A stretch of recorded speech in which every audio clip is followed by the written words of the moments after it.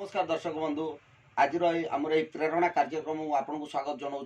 आज आम एभली एक छोट कुनी झील को पाई आम पाखे जी कि मंगलपुर एक सरकारी स्कूल चतुर्थ श्रेणी में मेधावृत्ति पाई जिले में ब्लॉक रे 3 नंबर स्थान अधिकार कर कुनी झील को पाइचे। आज विषय पचारि बुझा काहाठू प्रेरणा पाई किभली एत बड़ साहस करके से पाठ पढ़ले निजर लक्ष्य स्थल को जापारी पचारि बुझा।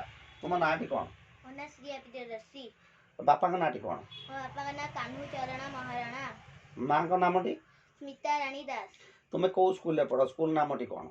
मंगलपुर सरकारी प्राथमिक विद्यालय। बहुत बढ़िया। अच्छा तुम्हें जो मेधावृत्ति पाइल ब्लॉक रे 3 नंबर स्थान ग्रहण कर तुम्हें काहाठू बेसी प्रेरणा पाइछ?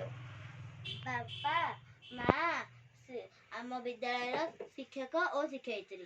अच्छा अच्छा तबे तुम्हें बेसी क्या श्रेय दबाक चाहिए बापा माँ को ना शिक्षक शिक्षयित्री को?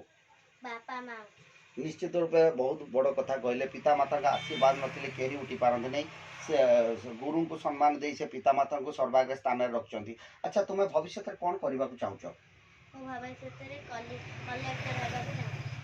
केते बड़ उच्च आशा देखो ये निश्चित रूपे गोटे कुनी झीटी से आज आशा रखी कलेक्टर हाँपाई निश्चित बहुत बहुत बड़ कथा।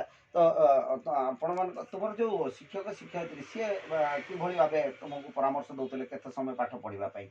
मते 5 ରୁ 6 घंटा पाठ पढ़ा को परामर्श दउतले। तुम्हें ये जो आजिकल जुग में मोबाइल देखुं टीवी देखुं से समय नष्ट कर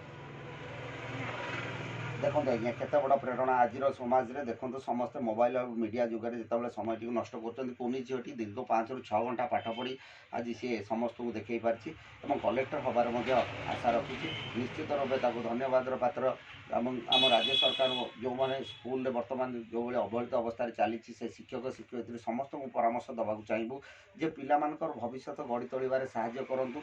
सबु प्रकार साहाय्य राज्य सरकार दौर किंतु आज सरकारी स्कूल शिक्षक शिक्षयित्री मैंने निज दरमा वृद्धि बाबद में गुरुत्व दौरान पाठ पढ़ाऊना। राज्य सरकार को निश्चित भाव परामर्श देवी जे सी भी टार्गेट रूप कर दिंतु जो मान सरकारी स्कूल किभली आहरी अधिक पिला भविष्य गढ़ी तोड़े साहाय्य हम।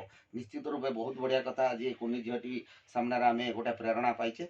एति कहबू आमर कार्यक्रम धन्यवाद दबू। नमस्कार।